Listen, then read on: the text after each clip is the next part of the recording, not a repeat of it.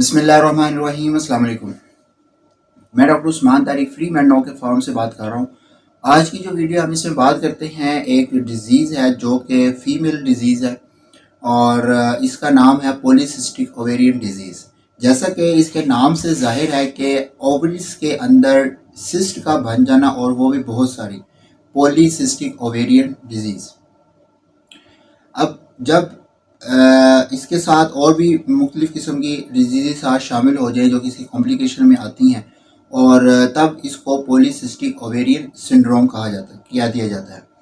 अब इसमें हम सबसे पहले बात करेंगे कि इसके सिम्टम्स क्या होते हैं, क्या प्रॉब्लम आना शुरू होते हैं, और इसकी फिर डायग्नोसिस कैसे होती है इस डिज़ीज़ की, कौन से चीज़ें देखी जाती हैं, इसका क्या क्राइटेरिया है इसकी डायग्नोसिस का, वो उस पर बात करेंगे।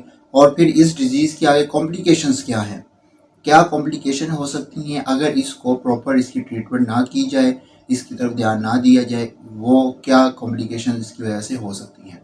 फिर एट द एंड हम इसकी मैनेजमेंट, इसकी ट्रीटमेंट वो देखेंगे कि क्या कौन सी इसकी ट्रीटमेंट इस डिज़ीज़ के लिए ज़रूरी है, और उन ट्रीटमेंट में से भी कौन सी जो चीज़ है वो बहुत ज़रूरी है इसकी डिज़ीज़ से बचने के लिए और इसकी कॉम्प्लिकेशन से बचने के लिए। अब ये डिज़ीज़ है पॉलीसिस्टिक ओवेरियन डिज़ीज़। इसके अंदर जो मेनली वजह आ रही होती है हार्मोन इम्बैलेंस की वजह से। एक एंड्रोजिन्स हार्मोन्स हैं जिनको आम लफ्ज़ों में मेल हार्मोन भी कहा जाता है, जिसमें टेस्टोस्टेरोन शामिल है। टेस्टोस्टेरोन जो है वो डोमिनेंटली तो मेल हार्मोन है, लेकिन इसकी बहुत ज़्यादा लो क्वांटिटी, काफ़ी लो क्वांटिटी में ये मौजूद होता है फीमेल में भी। जब हार्मोन इम्बैलेंस होता है और उसकी वजह से ये टेस्टोस्टेरोन का, यानी कि एंड्रोजिन्स हार्मोन का जो लेवल है वो ज़्यादा होना शुरू हो जाता है। तो जो टेस्टोस्टेरोन मेल के अंदर जो फंक्शन नॉर्मली परफॉर्म कर रहा होता है, वही फंक्शन जो है वो भी ज़्यादा होने की वजह से फीमेल में भी वो उसके जो असरात है वो आना शुरू हो जाते हैं। अब इसको हम हाइपर एंड्रोजिनिज्म कहा जाता है, यानी कि एंड्रोजिन हार्मोन यानी कि टेस्टोस्टेरोन का लेवल का ज़्यादा हो जाना, उसकी वजह से जो सिम्टम आते हैं। अब ये हार्मोन इम्बैलेंस कैसे होता है इसका मैं बाद में जिक्र करूँगा। सबसे पहले हम बात करते हैं कि हाइपर एंड्रोजिनिज्म यानी कि एंड्रोजिन के ज़्यादा होने की वजह से, जिसमें टेस्टोस्टेरोन शामिल है, उसके ज़्यादा होने की वजह से क्या क्या सिम्टम आ रहे होते हैं। पॉलीसिस्टिक ओवेरियन डिजीज़ में एक तो ये कि हिस्टोटिज्म का ज़्यादा हो जाना, हिस्टोटिज्म होना शुरू हो जाता है। हिस्टोटिज्म क्या है कि जो फेशियल हेयर्स हैं फीमेल में वो होना शुरू हो जाते हैं, आना शुरू हो जाते हैं। और इसके अलावा बाल्डनेस का भी मसला होना शुरू हो जाता है, क्योंकि टेस्टोस्टेरोन का ज़्यादा लेवल जो है वो मेल में बाल्डनेस भी काज करता है, गंजापन भी काज करता है, तो वो फीमेल के अंदर भी ये होना शुरू हो जाता है। उसके अलावा इस डिज़ीज़ में, जिसको PCOS में, मेंस्ट्रुअल इरेगुलरिटीज़ होना शुरू हो जाती हैं, जिसमें कम होते होते बिल्कुल ख़त्म भी हो सकते हैं। इसको ओलिगोमेनोरिया या फिर एमेनोरिया कहा जाता है। ओलिगोमेनोरिया मींस के जो मेंस्ट्रुएशन है वो कम होना शुरू हो जाती है, और एमेनोरिया का मतलब कि कम होते होते फिर बंद भी हो सकती है, ख़त्म भी हो सकती है।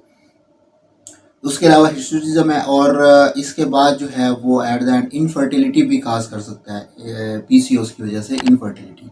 उसके अलावा ओबेसिटी भी होना शुरू हो जाती है कि जो वेट गेन होना शुरू हो जाता है। फिर वो फीमेल्स जो होती हैं वो बहुत ज़्यादा कोशिश कर रही होती हैं कि जो है वेट कम हो, वो मुख्तलिफ किस्म की डाइट्स वगैरह लेने के प्लान पे चलना शुरू हो जाती हैं कि और स्टारवेशन पे भूखा रह के वज़न के कम हो, लेकिन वज़न कम नहीं हो रहा होता। वो इसकी वजह यही होती है कि पीछे इतना एक पूरी बायोकेमिस्ट्री चल रही होती है, जिसकी वजह से वेट जो होता है वो गेन होता जा रहा होता है।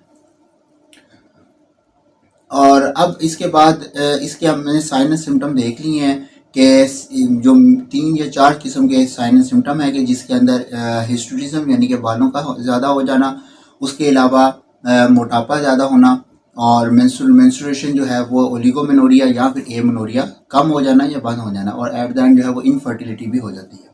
अब इसके हम डायग्नोसिस के बारे में बात करते हैं कि इसकी तशखीस जो है वो किस तरह से की जा सकती है।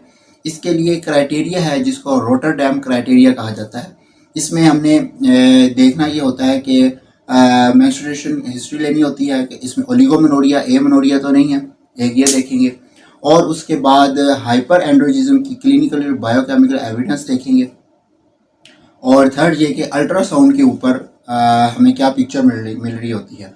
अल्ट्रासाउंड पे ये कि जब ओवेरियन जो अल्ट्रासाउंड किया जाता है तो उसमें जो ओवरीज का जो स्ट्रोमा है वो थिक हो जाता है, और जो ये फॉलिकल्स हैं सिस्टिक है वो पेरिफेरी जो होते हैं वो अरेंज हो जाते हैं फॉलिकल्स, और स्ट्रोमा जो होता है वो थिक हो जाता है।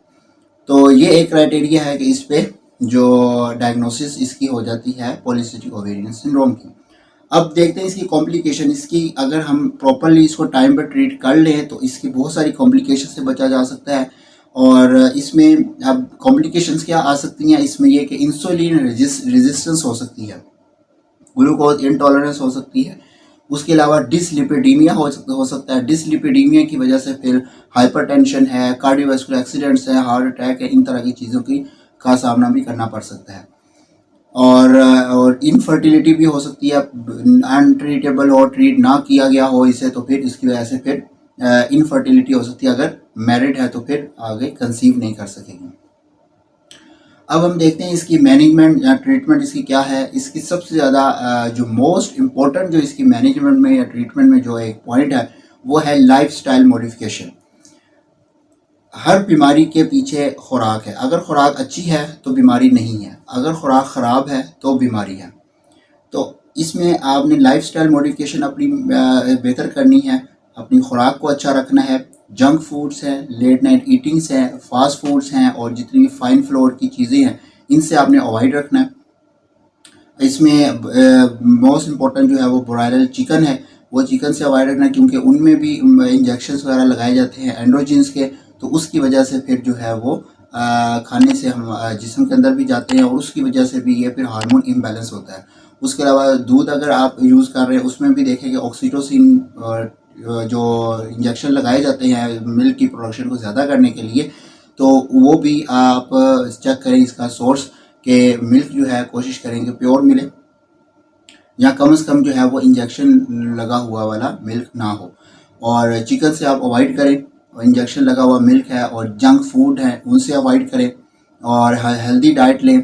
इसके अलावा सबसे मेन इम्पॉर्टेंट है ही लाइफस्टाइल मॉडिफिकेशन। आपने लाइफस्टाइल मॉडिफिकेशन कर ली, खुराक अच्छी कर ली, आप इस अगर ये शुरू हुई है डिजीज़ तो आप बहुत ज़्यादा इस पर कंट्रोल किया जा सकता है, और इनफर्टिलिटी और मुख्तलिफ किस्म की कॉम्प्लिकेशन बहुत सारी है उनसे जो है वो बचा जा सकता है।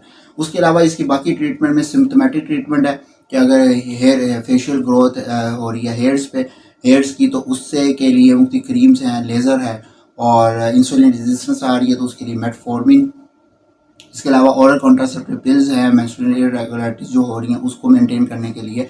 तो लेकिन सबसे पहले ये है कि पहले ही जो वजह है उससे वजह से बच जाया जाए। तो लाइफस्टाइल मॉडिफिकेशन अपनी ठीक करें, और अच्छी खुराक लें, सादा खुराक लें, जो प्रोसेस फूड्स हैं और जंक फूड है, अननेचुरल डाइट्स हैं उनसे परहेज़ करें। तो इंशाल्लाह ताला किसी किस्म की जो बीमारी जो होगी वो नहीं होगी, हर बीमारी से महफूज रहेंगे। तो एंड में ये कि मेरे चैनल को सब्सक्राइब करें, लाइक करें और शेयर करें। Thank you very much.